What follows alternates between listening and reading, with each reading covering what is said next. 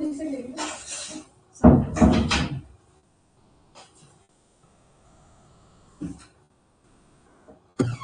Okay, join this up. Good evening. Good evening. Good evening to all.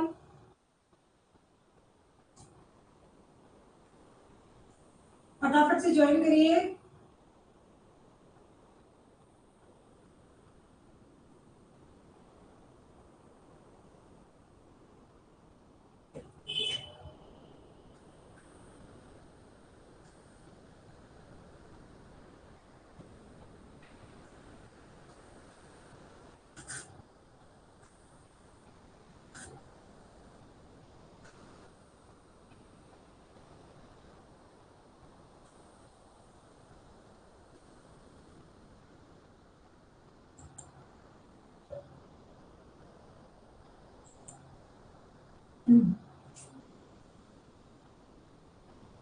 Good evening.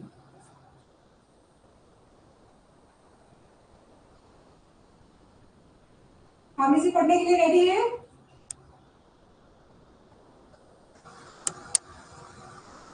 Audio video clear है?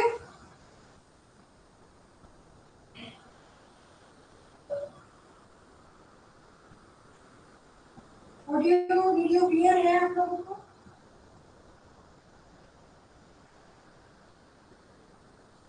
जल्दी से reply करिए। Sign language भी बताइए मुझे। Everything is okay?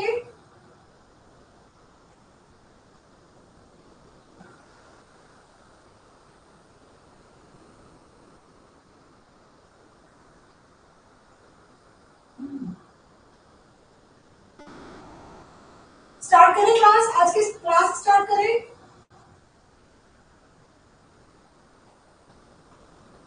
आवाज क्लियर नहीं आ रही मेरी?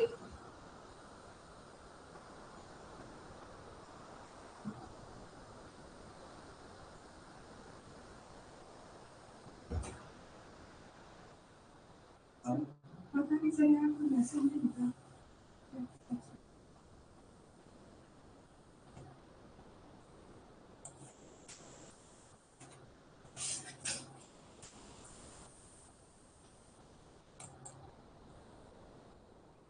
कितनी अच्छी आती है बेबी? 12-13 तो हो गए।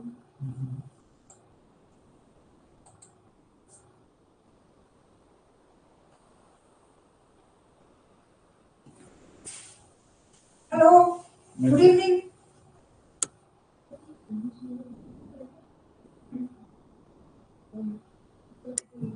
क्योंकि मुझे पता नहीं लगेगा कि आप लोग क्लास में हैं या नहीं है, तो मैं क्लास कैसे स्टार्ट करूंगी।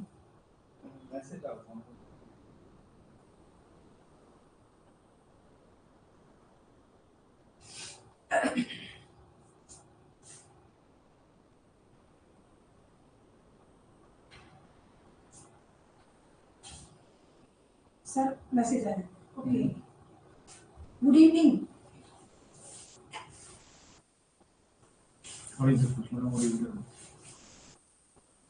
मेरा ऑडियो वीडियो क्लियर है? मुकेश जी, पूनम,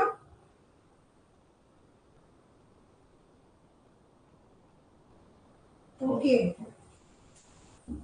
बाकी और लोग रिप्लाई नहीं कर रहे, क्लास में है या नहीं है, सिर्फ अटेंड करके छोड़ देते हैं। Okay, Rahul, Naresh, okay. Class start करें। आज की क्लास स्टार्ट करें।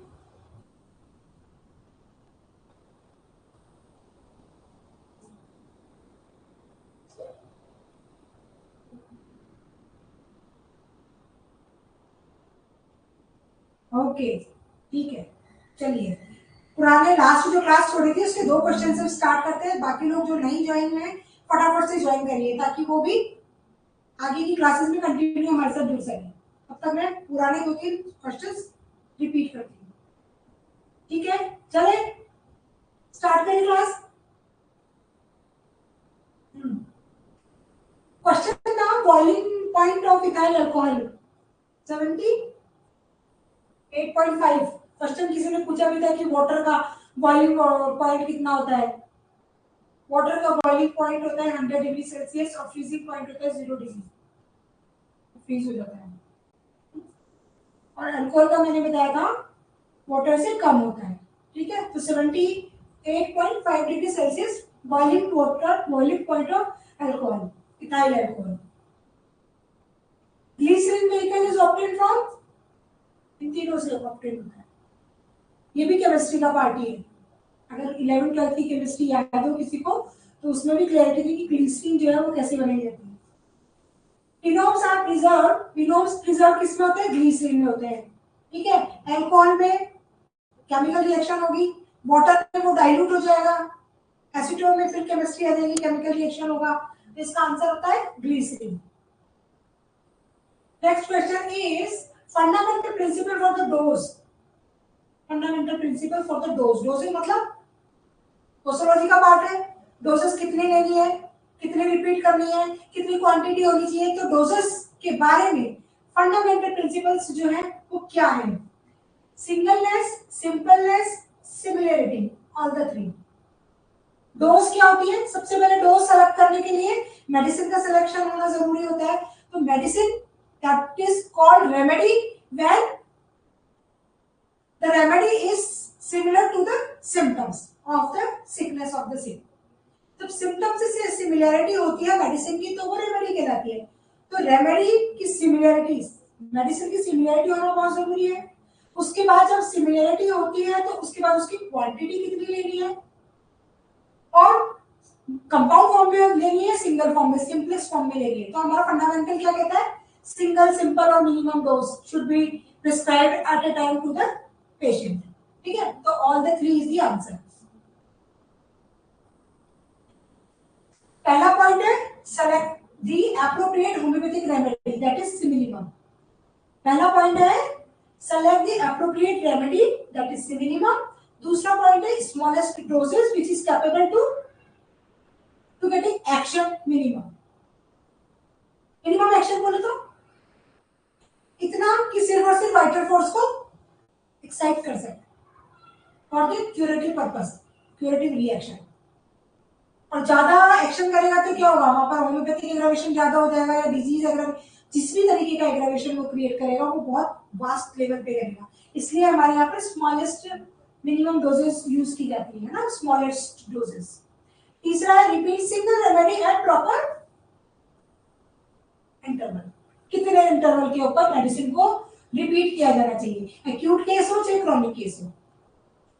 कौन सी एडिशन में बताया? आगे ऑर्गेनल में भी बता चुकी हूँ, यहाँ भी रिपीट होगा। ये देखो,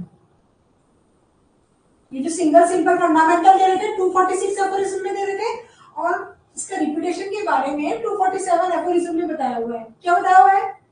कि हर 7वें दिन में, 10 दिन में, 14 दिन में एक सिंगल डोज को आप रिपीट कर सकते हैं। किस तरीके के केसेस में? क्रॉनिक डिजीज के केसेस में। ठीक है,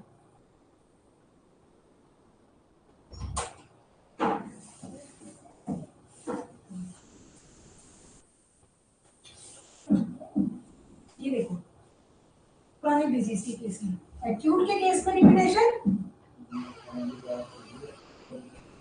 हर तीसरे घंटे में, हर चौथे घंटे में, हर 12 घंटे में, या हर 24 घंटे में। यानी हम लिखते हैं ना BD, QID, TID, once in a day, HS, इस तरह की जो इंडिकेशन यूज करते हैं कि दिन में 1 डोज लेनी है, कि दिन में 2 बार लेनी है, कि दिन में 3 बार लेनी है, दिन में 4 बार लेनी है।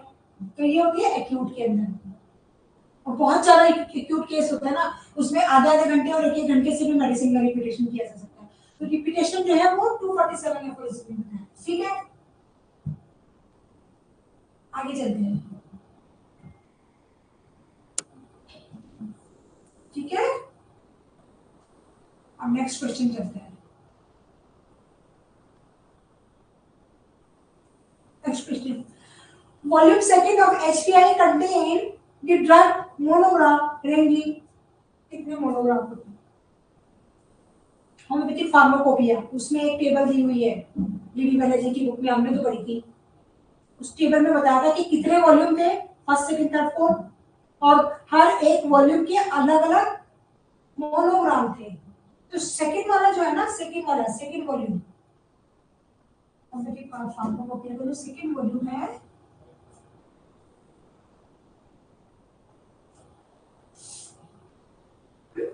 सेकंड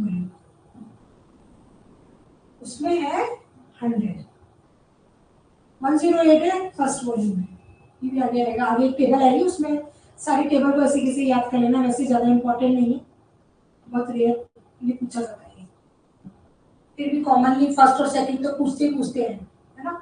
कोई भी बड़ी टेबल होती है ना, उसका स्टार्टिंग का और एंड का जरूर से जरूर याद किया करो, बीच वाला तो चलो आप इधर उधर कर दो, लेकिन चांसेस ऊपर वाले के और नीचे वाले की ज्यादा होते हैं। फर्स्ट और सेकंड, जो सेकंड वॉल्यूम ऑफ एचपीआई में कितने मोनोग्राम दे रखे हैं, वो है 100, ठीक है। Liniments prepared from alcohol, distil water, olive oil और rosary oil, rosemary oil, rosemary oil गुलाब के फूलों से निकाला जाता है रोजमेरी ऑयल, ठीक है।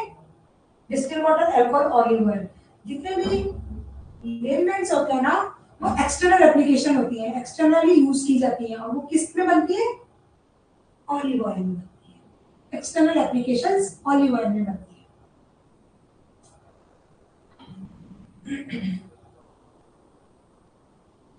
ठीक है, नेक्स्ट है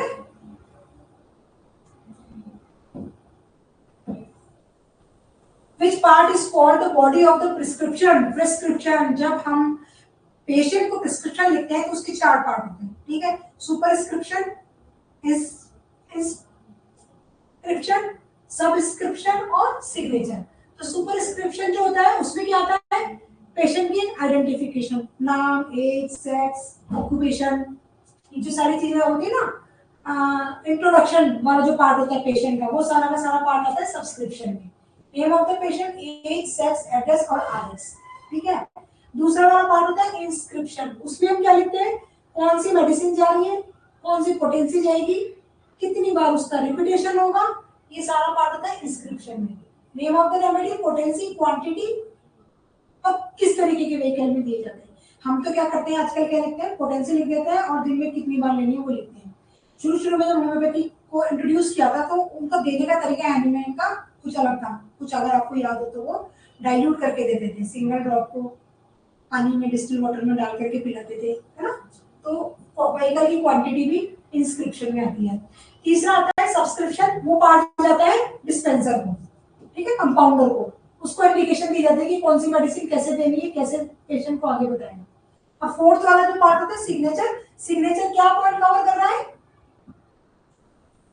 सिग्नेचर क्या कवर करता है, at the end of the subscription signature में देखो क्या क्या होता है, मेडिसिन कैसे लेनी है, क्या खाना है, क्या नहीं खाना है, और फिजिशियन के सिग्नेचर विद डेट और विद उसका रजिस्ट्रेशन, विद उसका सील, है ना, वो सारा पार्ट सिग्नेचर का होता है। तो इस क्वेश्चन का आंसर क्या है, inscription.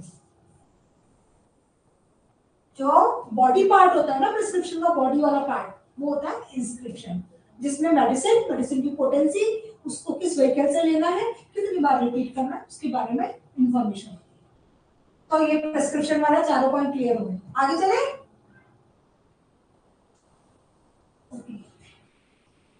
Legally important part of the signature, signature का इंपॉर्टेंट पार्ट लीगली क्या होता है, अभी मैंने बताया था सिग्नेचर वाले पार्ट में कौन कौन से आते हैं, डॉक्टर का नाम होना चाहिए, डॉक्टर की सील होती है, उसका रजिस्ट्रेशन नंबर होता है और डेट होती है, डेट किसकी, साइन के साथ डेट।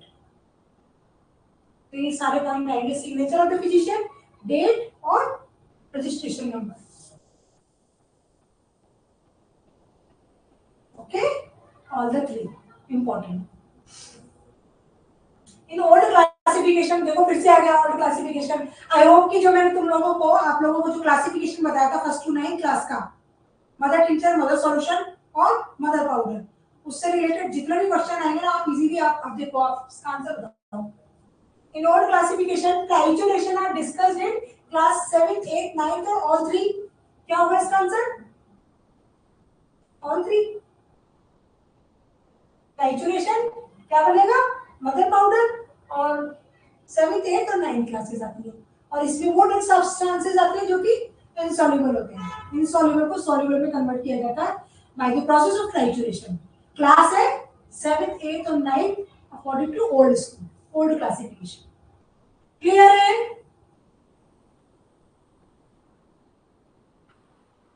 कितनी बार आ रहा है देखो, thrice insoluble substances, liquid insoluble substances, or fresh vegetable or animals which are also insoluble in water and alcohol. Both. Next question is drug can standardized by physical assay, chemical assay, biological assay और all the three. किसी भी drug का standardisation करना कि ये drug ये जो substances है, मेडिसिनल सब्सटेंस है, उसमें ड्रग की क्वांटिटी है या नहीं है, या वो ड्रग के लिए यूजफुल है या नहीं है, उसका स्टैंडर्डाइजेशन करने के लिए उसका फिजिकल एसे करना भी जरूरी है, उसका केमिकल एसे करना भी जरूरी है, और उसका बायोलॉजिकल एसे करना भी जरूरी है. तो तीनों पॉइंट इंपॉर्टेंट है. तो इसका आंसर है 4 ऑल द 3. ठीक है. Next question. First homeopathic pharmacopoeia was compiled aspirin. First homeopathic pharmacopoeia was published by Dr. Karl W. Caspary of Leipzig, Germany. ये क्वेश्चन पहले भी आया था, रिपीट हुआ है, देख लो वापस. 1825. तो 1825 में कार्ल डब्ल्यू कैस्परी ने लिप्जिग, जर्मनी के लिप्जिग में सबसे पहली जो होम्योपैथिक फार्माकोपिया है उसको इंट्रोड्यूस किया, पब्लिश किया. चले आगे. 3 क्वेश्चन आ गया ना. देखो, फर्स्ट होम्योपैथिक फार्माकोपिया किसने दिया था? कैस्परी ने दिया था. ठीक है. कहाँ दिया था? लिप्जिग में दिया था. कौन से ईयर में दिया था? 1825. 3 क्वेश्चंस के आंसर है इसी क्वेश्चन में. ठीक है. 1825 लिप्जिग, कैस्परी.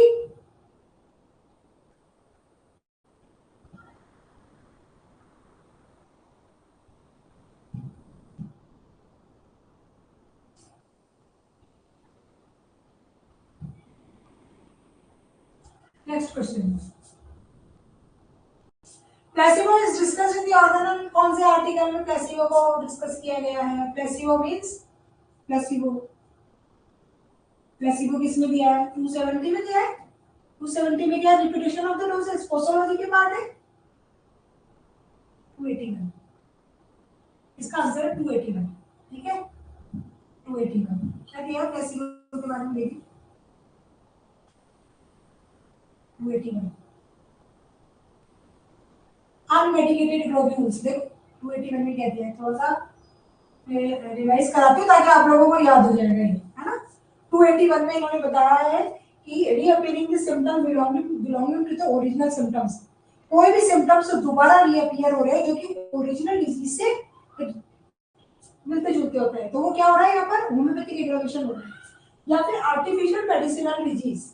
आर्टिफिशियल मेडिसिनल डिजीज से रिलेटेड अगर सिम्टम्स मेडिसिन देने के बाद अपीयर हो रहे हैं, दैट काइंड ऑफ एग्रावेशन, तो ऐसी सिचुएशन में discontinue the medicine to give the unmedicated globule, that is called placebo. few or more days. Okay. कब करोगे? जब आप रीअपीयरिंग हो रहे सिम्टम्स को. तो यहाँ पर इस तरीके से 281 एफोरिज्म में प्लेसिबो को डिस्कस किया है. ओके. नेक्स्ट करते हैं. Next question is ethanol. Ethanol, methanol, monohydric, dihydric, trihydric और टेट्राहाइड्रिक. एथेनॉल. एथेनॉल का फॉर्मूला क्या है? एथेनॉल का फॉर्मूला बताओ. एथेनॉल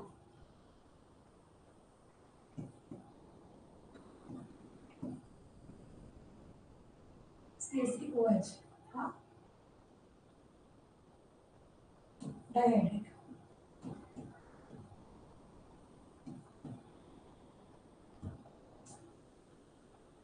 यही है क्या? सही है क्या ये फॉर्मूला? एथेनॉल. किसी को केमिस्ट्री याद हो तो बताओ. एथेनॉल का फॉर्मूला.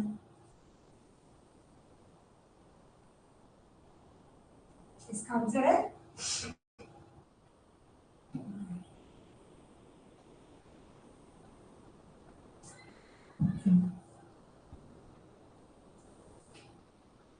लैक्टेसिस. इंट्रोड्यूस बाय लैक्टेसिस किसने इंट्रोड्यूस की थी? किसने की थी? हैरिंग्स ने. पता है कितना डिफिकल्ट होता है टॉक्सिक पॉइजनस सब्सटेंसेस, उन सब की प्रूविंग करना कितना डिफिकल्ट हुआ होगा, सोचो आप लोग। तो लेकेसिस की जो प्रूविंग की थी ना, वो हेरिंग ने की थी, Constantine herring. Lachesis the first trituration and dilution in alcohol of the snake poison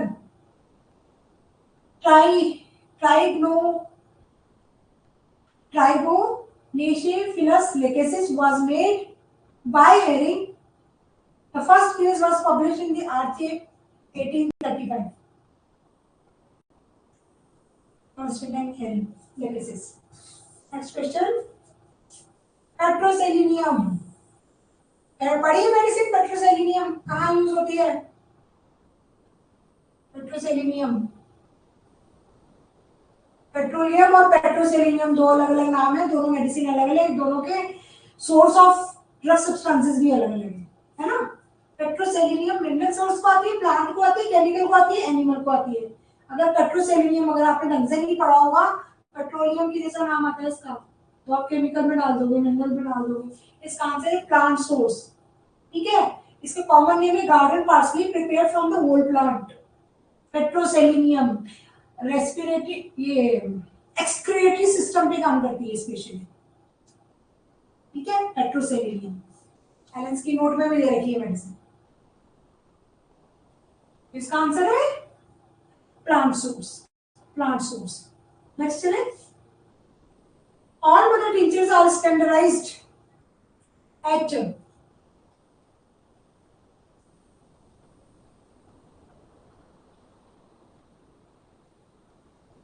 किसने स्टैंडर्डाइज की थी? 1/10 डी।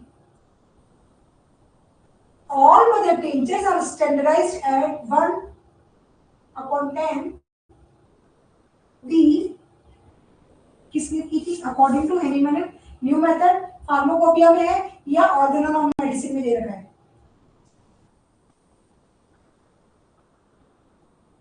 ओल्ड मेथड में हेनिमन ने प्रिपरेशन बताई थी, वो अलग अलग ड्रग सब्सटेंसेस की अलग अलग होती है। देखो कल के क्वेश्चन जब हमने पढ़े थे उसमें आपने देखा था कि कुछ मेडिसिन की ड्रग पावर, ड्रग स्ट्रेंथ अलग होती है, कुछ की अलग होती है, कुछ की अलग होती है, किसी अलग क्लास की अलग है, किसी क्लास की अलग है, किसी की अलग है। लेकिन जो न्यू मेथड एनिमल ने दिया था ना, उसमें इन्होंने सबकी जो ड्रग पावर है उसको कॉमन बता दिया था, स्टैंडर्डाइज कर दिया था, एक अलग अलग नहीं बताया था। जो पुराने क्लास, जब आपने लास्ट क्लास में पढ़ा था ना, drug power of first class कितनी है, सेकंड क्लास की ड्रग पावर कितनी है, थर्ड क्लास की ड्रग स्ट्रेंथ कितनी आती है, फिफ्थ क्लास की ड्रग स्ट्रेंथ कितनी है, सबकी अलग अलग आती है। लेकिन न्यू मेथड ऑफ प्रिपरेशन बताया था उन्होंने, तो वहां पर उन्होंने ड्रग स्ट्रेंथ को स्टैंडर्डाइज कर दिया था, और वो थी, ये देखो इन्होंने क्या बताया, overcome the lack of the uniformity of the drug strength.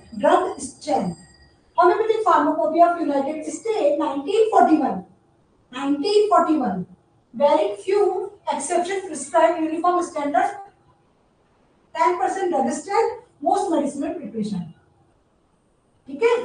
तो जो ड्रग स्ट्रेंथ होती है ना, वो कैसे डिसाइड होती है?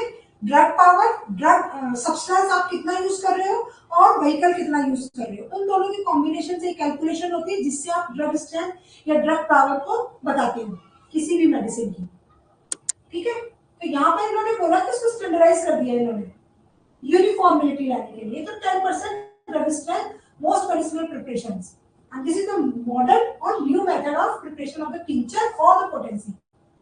इसमें क्या होता है, 1 ग्राम of the dry drug substances in 10 cc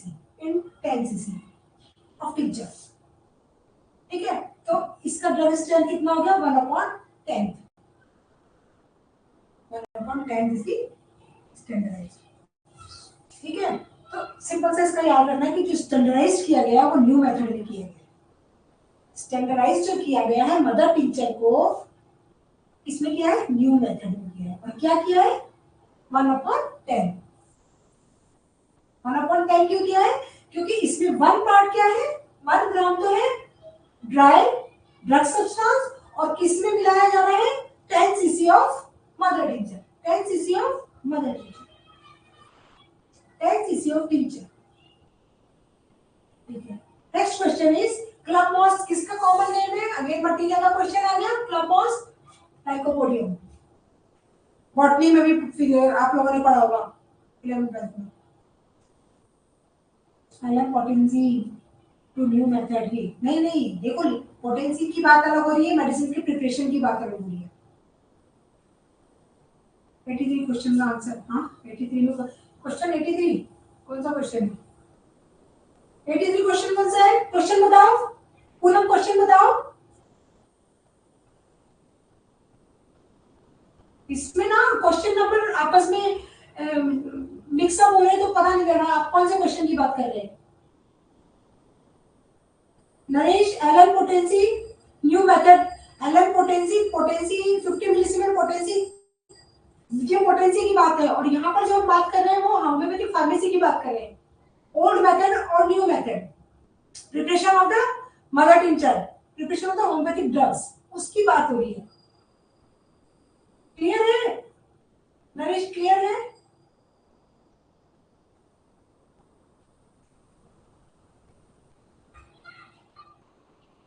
मेरी आवाज? हाँ.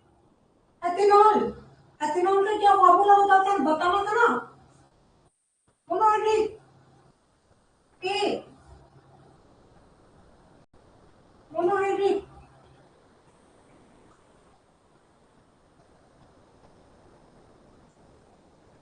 हाइड्रोजन के आयन कितने होते हैं? OH होता है ना.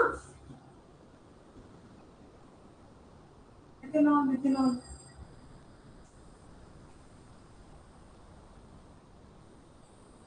केमिस्ट्री का पार्ट है. ठीक है ठीक है.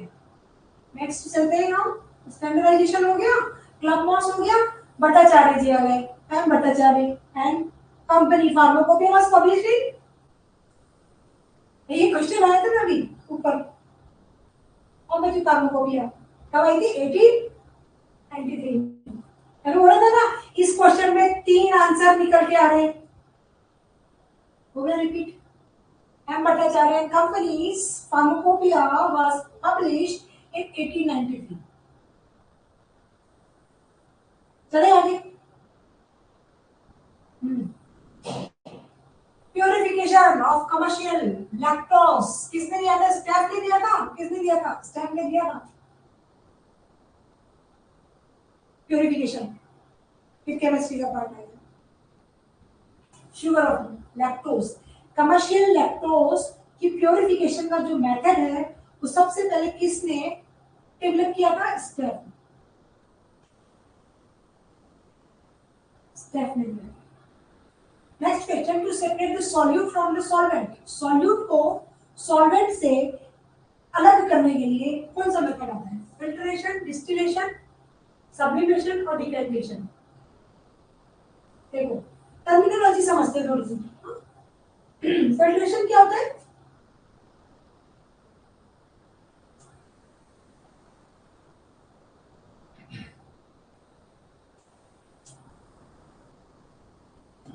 Filtration technique where suspended solid particles in a fluid, they are removed by passing the mixture through the porous barrier, usually paper or cloth. किसी भी पेपर से, किसी भी porous cloth में से जब किसी भी सॉल्यूशन को, वो सॉल्यूशन जिसमें सॉलिड पार्टिकल सस्पेंडेड रहते हैं उनको रिमूव कर दिया जाता है. छानने, हम कॉमन लैंग्वेज में बोले कि छानना है. कपड़े में से छान लो, चन्नी में से छान लो, सॉलिड पार्टिकल ऊपर हो जाते हैं, नीचे रह जाते हैं लिक्विड. ये प्रोसेस कहलाता है फिल्ट्रेशन. हम फिल्टर करते हैं. ठीक है. इसमें कि जो इनसॉल्युबल मटेरियल होता है उसको आप सॉल्यूशन से अलग कर सकते हैं, रिमूव कर सकते हैं. डिस्टिलेशन क्या होता है? Purification of liquid substance. Purification of liquid substance क्या करते हैं इसमें? Converting it into vapour state through the application of the heat by reduction of the pressure.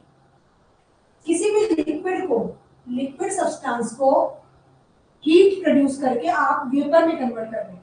That is distillation. ठीक है. Vaporisation and then converting the vapour into the liquid state by cooling. पढ़ा होगा आपने. फिर से वही schooling वाली class में जाओगे साइंस में. बारिश कैसे होती है? लिक्विड से, हीट प्रोसेस से, डिस्टिलेशन। गर्म पानी करते हो तो हीट से क्या होता है, भाप बनती है, भाप बनती है जब उसको प्लेट पे रखते तो पानी की जैसे लिक्विड में कन्वर्ट हो जाती है, और उसका कंडेंसेशन करते हैं तो उसको जो हीट है, जो क्या लिक्विड से गैस में गई, उस गैस को लिक्विड में कन्वर्ट कर रहे हो। ये सारी चीजें ना केमिस्ट्री की पार्ट है। तो डिस्टिलेशन में क्या हो रहा है, प्यूरिफिकेशन हो रहा है, किसका हो रहा है, लिक्विड सब्सटेंस का हो रहा है। लिक्विड को आप गर्म कर रहे हो, गर्म करने के बाद पेपर में कन्वर्ट कर रहे हो, और उन पेपर को कंडेंस कर, कूलिंग करके वापस लिक्विड स्टेट में डालना है, that is distillation. Sublimation, sublimation this is a conversion of the solid. Solid को किस में कन्वर्ट कर रहे हो आप, सॉलिड को वेपर में, solid to its vapour state without passing through the liquid. Solid को वेपर में कन्वर्ट करना, वेपर से वापस सॉलिड में कन्वर्ट करना, ठीक है, सब्लिमेशन। और डिकेंटेशन में क्या होता है, moist, this is in which heavier particle in a suspension settle down when it is allowed to stand for some time, and supernatant liquid it can be easily decanted without disturbing the sedimentation। एक तो आप क्या कर रहे हो, छन्नी से या कपड़े में से छान रहे हो, और एक क्या कर रहे हो आप, किसी भी सॉल्यूशन को जब आप रख देते हो तो जो हैवी पार्टिकल्स होते हैं सॉलिड, वो क्या होता है, सेटल डाउन कर जाते हैं बॉटम में, और जो लिक्विड पार्ट होता है वो ऊपर आ जाता है, उस ऊपर वाले पार्ट को आप निकाल देते हो, निथारना जिसको हम हिंदी में बोलते हैं, पढ़ाओ में कभी, ठीक है। इसका आंसर क्या है, क्वेश्चन वापस पढ़ते हैं, देखो चलो समझ में आया। Filtration, distillation, sublimation and decanting to separate the solute from the solvent.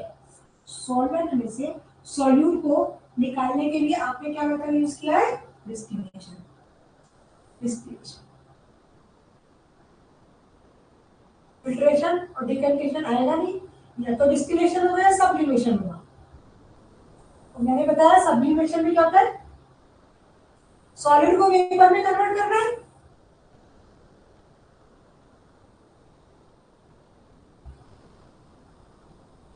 ठीक है, लेकिन ये क्या कर रहा है, लिक्विड को कन्वर्ट करवा रहा है, लिक्विड में से सेपरेशन हो रहा है, तो इसका आंसर होगा डिस्टिलेशन, ठीक है, डिस्टिलेशन। नेक्स्ट क्वेश्चन, क्लास 9 और method drug and vehicle ratio. Class 9th में हम क्या कर रहे हैं, टाइट्रेशन कर रहे हैं। 9th में हम क्या कर रहे हैं, टाइट्रेशन कर रहे हैं, ठीक है। तो आप सेंटिसिमल स्केल में लेते हैं और टाइट्रेशन में हम डेसिमल स्केल भी लेते, तो नहीं हो सकता है इसका आंसर, ठीक है। अब देखो मैंने भी एक लाइन बोली थी कि जो ड्रग स्ट्रेंथ या ड्रग पावर होता है ना, वो हर एक क्लास में अलग अलग होता है, ठीक है। वो कैसे डिसाइड होता है, जब आप मदर टिंचर बनाते हैं, मदर सोल्यूशन बनाते हैं, मदर पाउडर बनाते हैं हम लोग, तो क्या होता है, उसमें रेशियो लिया जाता है। इनिशियल स्टेज में हम उसमें रेशियो लेते हैं, ड्रग स्ट्रेंथ कितना, ड्रग सब्सटेंस कितना है, और उसमें व्हीकल कितना यूज किया जा रहा है, ठीक है।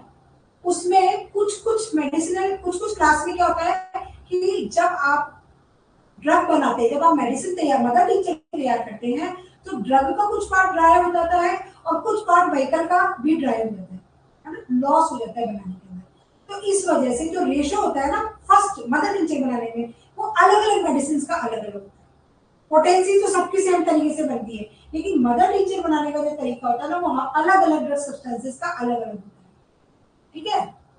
तो इसमें जो 9th क्लास है, 9th क्लास में हम क्या ले रहे हैं, dry and soluble in liquid और डिस्टिल वाटर और अल्कोहल, इनका हम टाइट्रेशन कर रहे हैं।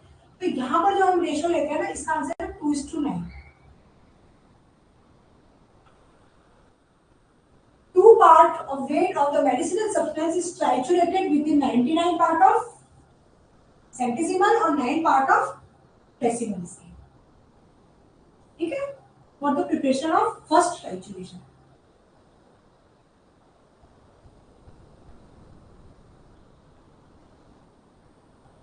देखो ये देखो, इसका रीजन क्यों हुआ, अभी आपका क्वेश्चन आ सकता है कि हमने हमेशा पढ़ा है 1 part ड्रग सब्सटेंसेस और 99 पार्ट और 9 पार्ट ऑफ व्हीकल, यही पढ़ा है हमने, लेकिन यहाँ पर हम क्या ले रहे हैं, 2 पार्ट ले रहे हैं मेडिसिनल सब्सटेंस। क्यों ले रहे हैं, देख यहाँ लिखा हुआ है the reason for taking 2 part of the weight of the medicinal substance is to compensate, क्या कर रहे हैं हम, कंपनसेट कर रहे हैं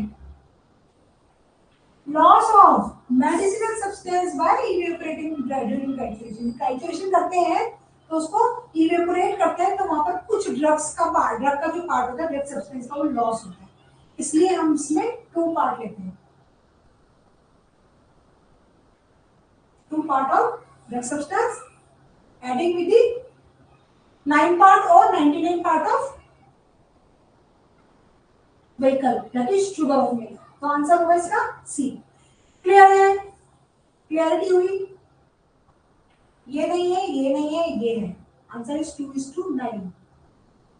नाइन्थ क्लास में जब आप ट्राइचुरेशन करते हैं ड्रग सब्सटेंस का, तो ड्रग सब्सटेंस का क्या रेशो होता है और व्हीकल का क्या रेशो, व्हीकल के साथ क्या रेशो होता है, 2:9। 2 इसलिए होता है क्योंकि जब ड्रग सब्सटेंस होता है उसको आप क्या करें, मॉइस्ट करते हैं, तो कुछ ड्रग सब्सटेंस का लॉस होता है, क्वांटिटी में कम हो जाता है, इसलिए उसको 2 पार्ट लेते हैं। आगे चले, next question. Digitalis belong to the family. Digitalis again materia का क्वेश्चन आ गया। Scrofulariaceae, Digitalis, common name fox glow leaves, fox glow leaves, ठीक है। अब पता है कब बनाई जाती है, second year growth, second year पत्तियां, दूसरे साल में जो पत्तियां आती है ना, उससे इसकी मेडिसिन बनाई जाती है। Foxglove leaves of second year growth are used for preparation for what,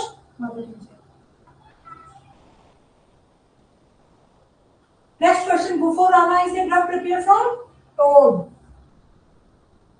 toad पढ़ा है, कई वर्ड पढ़ा था आपने, तो मेंढक फ्रॉग के बारे में पढ़ा था, फ्रॉग के जैसा होता है टोड, इसमें एक पॉइजनस सब्सटेंस होता है, ठीक है, poison, it is prepared from the poison of toad, बहुत हार्मफुल होता है ना, पॉइजनस सब्सटेंस होता है।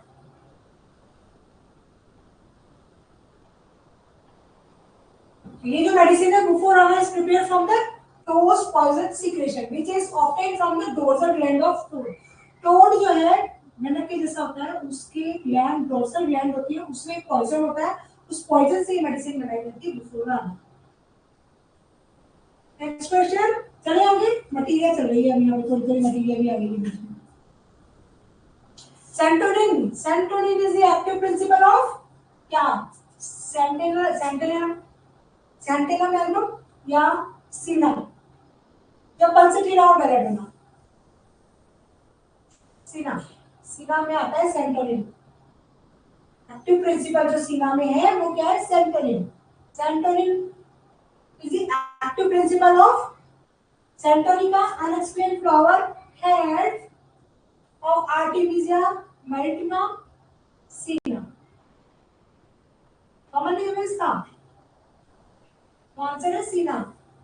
तो ठीक है, ऐसे मिलता जुलता रिजेंबलेंस करता हुआ आंसर मत कर देना। सेंटोनिन मिलता है सीना में, सेंटोनिन मिलता है सीना में। Next question, rule 67 sale of homoeopathic drug duration the licence of discuss. अभी देखो थोड़ा सा जनरल क्वेश्चन है, हर डॉक्टर को पता होना चाहिए, हमारे पास, हम लोग फिजिशियंस हैं, हमारे पास हमारा लाइसेंस है, तो हमें पता होना चाहिए कि लाइसेंस के बारे में इंफॉर्मेशन कौन से रूल में दे रखा है, और सेल होम्योपैथिक ड्रग को सेल करने के लिए जो रूल्स हैं वो कौन से पॉइंटर्स में दे रखे हैं। 67, तो इन्होंने देखो क्वेश्चन में डाला था 67। अब 67 रूल का कौन सा सब पार्ट है जो कि डील करता है सेल्स ऑफ होम्योपैथिक ड्रग्स, जो कि डील कर रहा है होम्योपैथिक ड्रग की सेल्स में। सी, डी, ई और बी, बी सी डी। अब देखो इसको थोड़ा पढ़ लेते हैं डिटेल में, थोड़ा सा समराइज करके, क्योंकि देखो यहाँ फिजिशियन को पता होना चाहिए, इसके लिए कोई फार्मेसी मटीरियल मेडिकल ऑर्गेनल इसका कोई लेना देना नहीं है, हर एक फिजिशियन को पता होना चाहिए कि होम्योपैथिक मेडिसिन को सेल करने के लिए जो रूल आ रहा है उसके सब रूल और रूल क्या होते हैं ये पता होना चाहिए सबको। देखो 67 सी, सी क्या डिस्कस कर रहा है?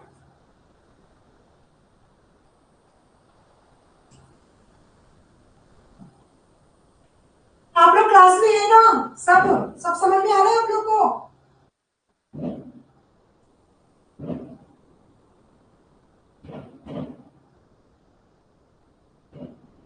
होम्योपैथिक ड्रग्स की सेल 1 ईयर के लिए अलाउ की गई है, 1 साल के लिए। उसका जो ड्यूरेशन बताया है वो किसमें बताया है? ई में। ठीक है,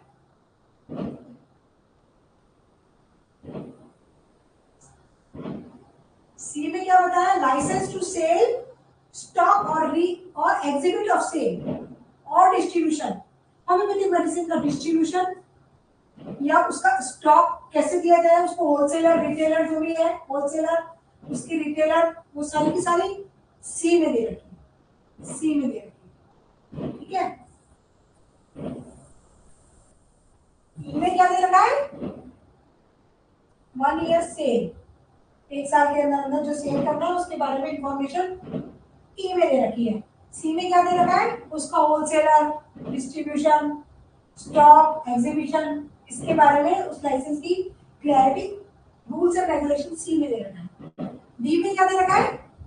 sale of more than 1 place, एक जगह से, मतलब मैं सिर्फ जयपुर में नहीं, राजस्थान में और पूरे ऑल ओवर इंडिया या आउट ऑफ इंडिया में किस तरीके से अपनी मेडिसिन को सेल करूंगी। Sell more than 1 place, D में बताया है। ठीक है, और ई में क्या बताया? ड्यूरेशन ऑफ द लाइसेंस, ये लाइसेंस कितने टाइम तक वैलिड है और उसको रिन्यू कितने टाइम तक कराना है, ये ई में बताया है। ठीक है, तो सी, डी और ई 3 पॉइंटर्स होते हैं। डी में ऐसा कुछ रूल्स एंड रेगुलेशन 67 में नहीं दिया गया है। तो अब हमारा क्वेश्चन क्या है? हम क्वेश्चन पे चलते हैं। ठीक है, हम अपने क्वेश्चन पे चलते हैं।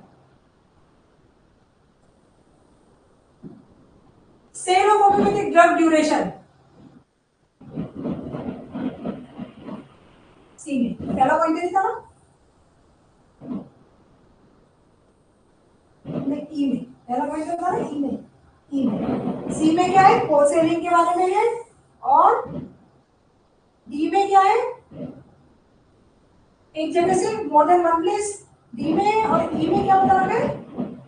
रिन्यू करवाना, टाइम ड्यूरेशन के बारे में।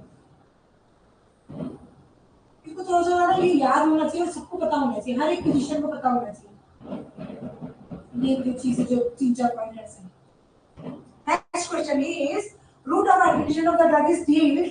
रूट ऑफ एडमिनिस्ट्रेशन कितने होते हैं? हम मेडिसिन किस किस तरीके से पेशेंट को प्रिस्क्राइब कर सकते हैं? ग्लोब्यूल्स में देते हैं, इसके अलावा और भी बहुत सारे वे हैं जिससे आप मेडिसिन प्रिस्क्राइब करते हैं। ये भी पोसोलॉजी का पार्ट है। फार्मेकोग्नोसी, फार्मेकोलॉजी, फार्मेकोनॉमी, फार्मेकोप्रॉक्सी, फार्मेकोनॉमी। देखो ये टर्मिनोलॉजी भी थोड़ी सी पढ़ लो, कंफ्यूजन क्रिएट करती है। ज्यादा डिफिकल्ट टर्मिनोलॉजी एग्जाम में नहीं पूछते हैं, बट फिर भी हमें आनी चाहिए, because being a doctor, being a physician, हमें पता होना चाहिए। फार्मेकोग्नोसी क्या होती है? वो साइंस होती है जिसमें हम फार्मेकोग्नोसी में जो ड्रग सब्सटेंसेस होते हैं उनको, उनके बारे में इंफॉर्मेशन, उसकी हिस्ट्री, उसका सोर्स क्या है, उसका कल्टीवेशन कैसे किया जाता है, कहाँ कैसे उसको कलेक्ट किया जाता है, कैसे वहाँ मेडिसिन बनाई जाती है, उसका डिस्ट्रीब्यूशन कैसे होता है, हम उस ड्रग सब्सटेंस को पहचानेंगे कैसे, उसकी आइडेंटिफिकेशन कैसी होती है, यानी कि chemical composition, morphological appearance, culture, identification, ये सारी की सारी चीजें फार्मेकोग्नोसी का पार्ट होती है। और फार्मेकोलॉजी जिसमें हम ड्रग्स की सारी इंफॉर्मेशन के बारे में स्टडी करते हैं। The branch which deals with drug, their source, their appearance, their chemistry, their preparation, their action, their therapeutic values. क्योंकि pharmacology, pharmacognosy is the branch of the pharmacology. ठीक है, फार्मेकोनॉमी, फार्मेकोनॉमी में हम क्या देखते हैं? एडमिनिस्ट्रेशन ऑफ द ड्रग और medicine का चैनल, आप दवाई को किस तरीके से दोगे, channel of the administration, pharmaconomy, nomy, channel, route or the channel of the administration of the drug or the medicines. और pharmacoproxy is the art which crude drug substances are converted into the elements. Pharmacoproxy जिसमें आप crude drug substances को medicinal substances में therapeutically use करने में convert करते हैं. अब आता है हमारा क्वेश्चन क्या था? Administration of the drug तो किसमें आएगा?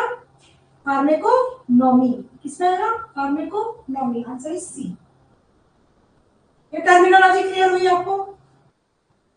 ये सारे टर्म्स क्लियर हुए? Next question. One who conduct proving experiment is called. Okay.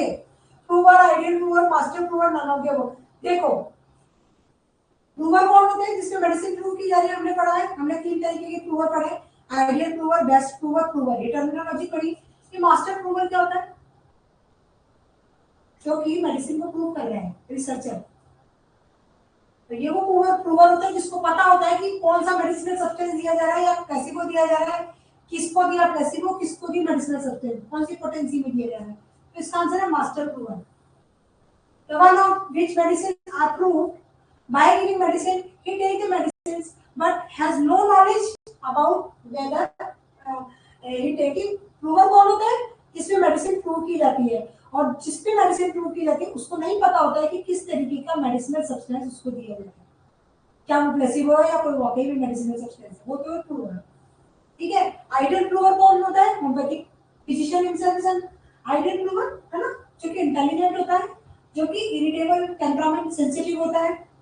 ठीक है. ट्रस्टवर्दी होता है. और बेस्ट प्रूवर फिजिशियन हिमसेल्फ, जो कि अनप्रेजुडाइज्ड होता है. ठीक है. और इंटेलिजेंट, जो आइडियल प्रूवर के सारे कैरेक्टर होते हैं उसमें. अब master prover, one who design, conduct the drug proving experiment and has complete the knowledge about coding the medicine. Medicine को कोड करता है, उसको पता होता है कि कौन सा प्रोडक्ट किसको प्रूविंग के लिए दिया जाना है, कैसे देना है, कितने टाइम पर देना है. तो उसका कंडक्शन, उस एक्सपेरिमेंट का वो सारा करना. Answer is master prover. ठीक है. अब क्वेश्चन वापस पढ़ लो. वन हु कंडक्ट, जो प्रूविंग की प्रोसेस को कंडक्ट करवाता है वो कौन होता है? Master prover. ये वो प्रूवर होता है जिसको पता होता है कि कौन सा मेडिसिनल सब्सटेंस दिया जा रहा है, किस तरीके से दिया जा रहा है, कैसे उसको डिस्ट्रीब्यूट करना है. ठीक है. सारी के सारे उसको कंपोज करता है उस pattern. Decimal potencies are explain. Decimal potencies बताओ. तो इसका आंसर बताओ. डेसिमल पोटेंसी किसने दी थी? सेंटिसिमल पोटेंसी किसने दी थी? 50 मिलीसिमल पोटेंसी किसने दी थी? Last answer, last question.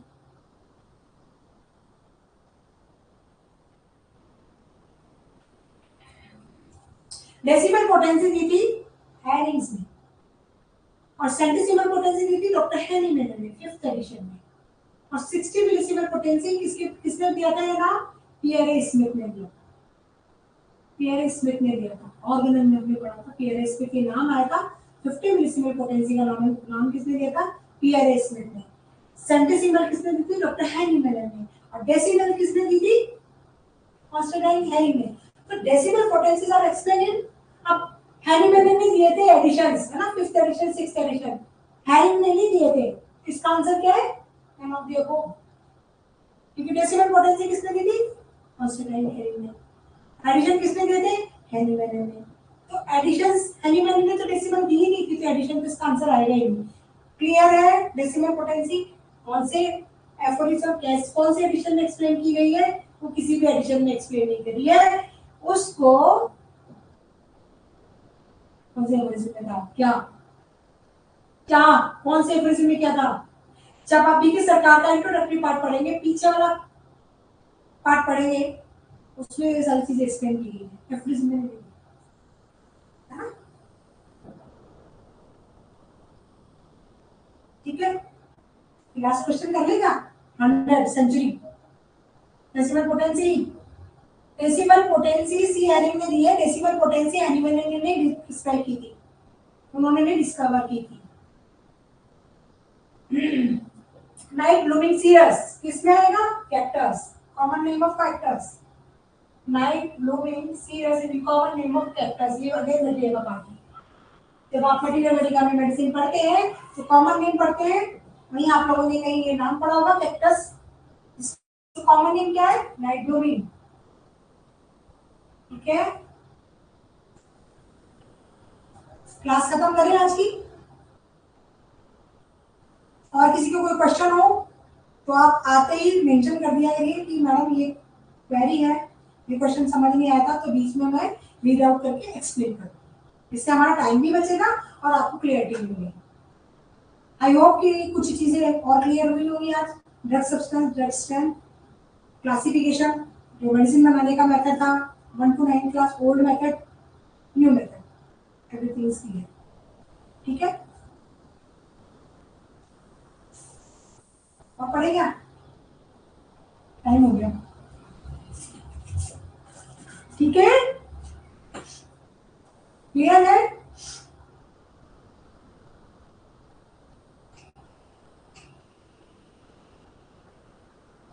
कोई पूछ रहा है किसी को? ठीक है, तो हम आज की क्लास यही खत्म करते हैं। आगे की क्लास 101 क्वेश्चन से शुरू करेंगे। कोई क्वेरी हो पूछ लीजिएगा। ऑल द बेस्ट, ध्यान से पढ़िए, रिवीजन करते रहिए ताकि ये याद हो जाए। इतना टफ नहीं है, इतना डिफिकल्ट नहीं है। ऑर्गेनल पढ़ना, फार्मेसी पढ़ना, इंडस्ट्रियोपैथी पढ़ना बहुत ईजी है, अच्छे से एग्जाम हो जाएगा। ठीक है, चलिए, thank you all, good evening.